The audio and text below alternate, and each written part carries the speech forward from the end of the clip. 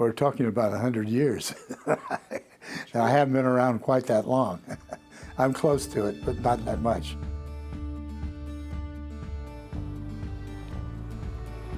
The Ag Council was formed in December of 1919. A group of people came together. They all represented commodity organizations.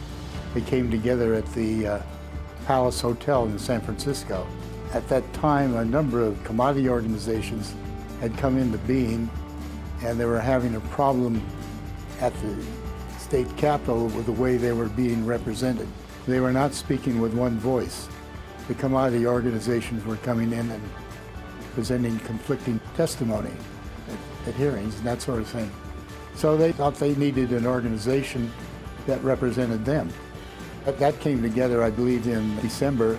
By January, there were 31 charter members of the new organization. Ag Council represents approximately 15,000 farmers across the state of California, from small farmer-owned businesses to some of the world's best-known brands.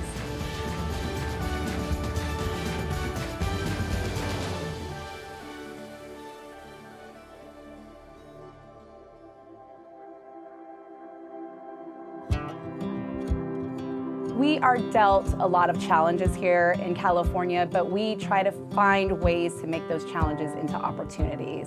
And really, we allow our membership and the diversity of agriculture to be represented with a unified voice.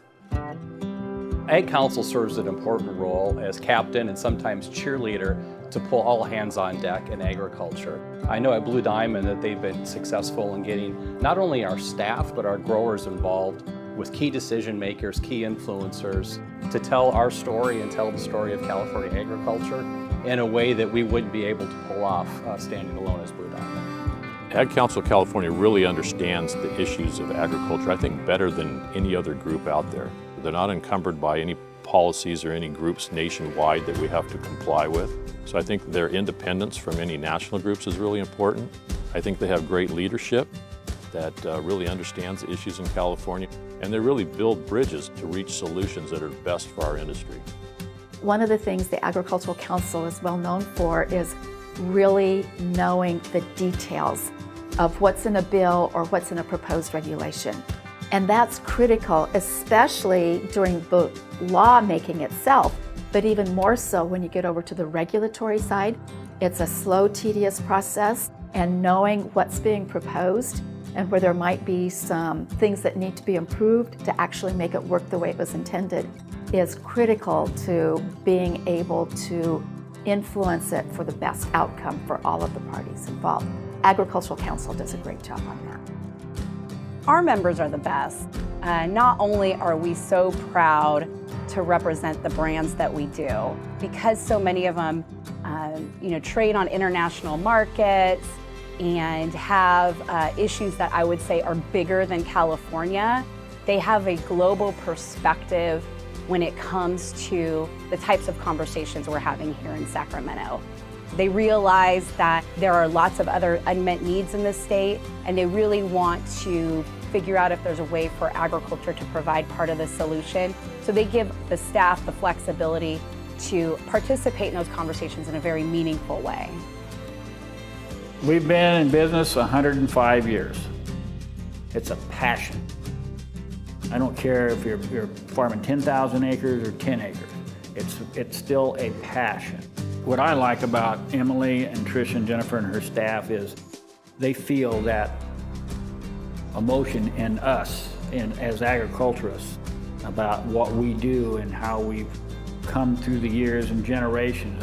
They see that and they feel that in us as we sit in the room with them talking about legislation going forward. People don't realize how important agriculture is in this state. And you need a voice to get that information out to people, to really show them what's going on.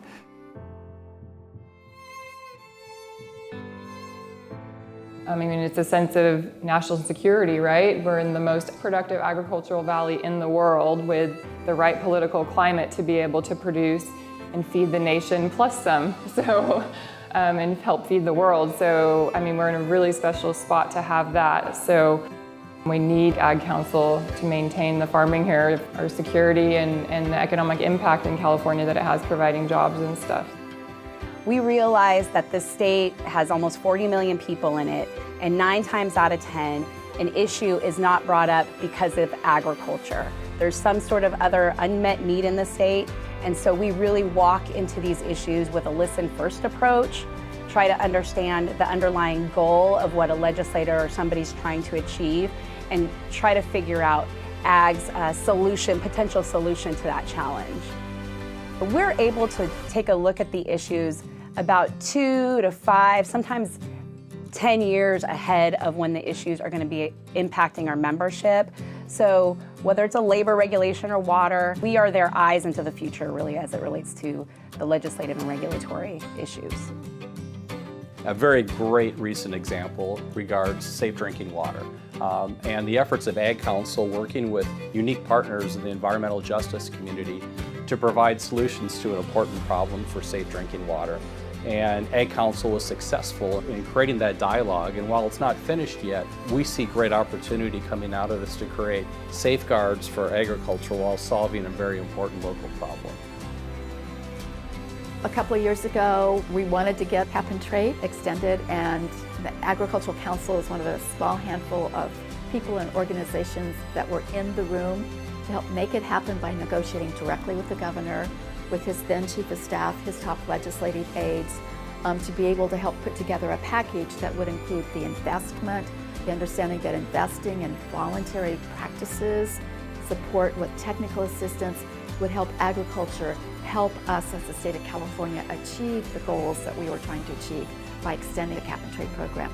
Those moments don't happen very often. It takes smart, strategic people to really maximize the opportunity that's presented to them at that time, and they did it.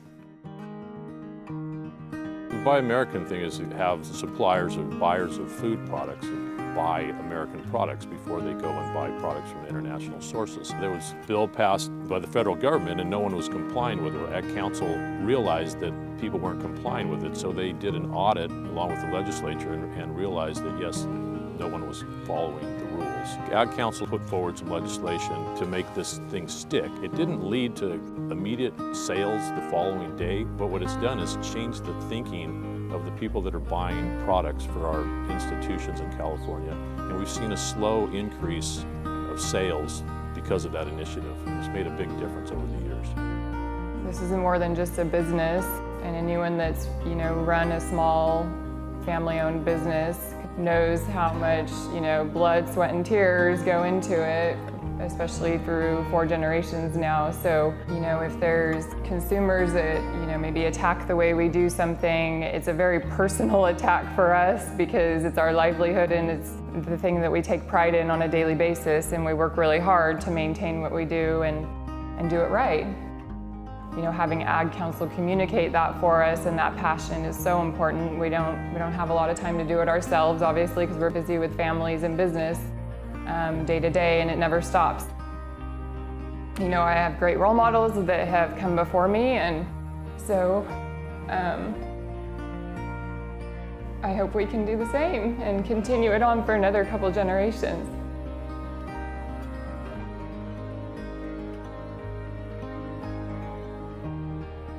Our co-op continues to thrive because we ensure that our growers have an active role in the leadership and governance of our business. An important element of that is our Young Leaders program, where we get young growers early on in their farming careers to understand what the Blue Diamond Co-op is, how we operate in the global marketplace, and how we operate in the politics of California.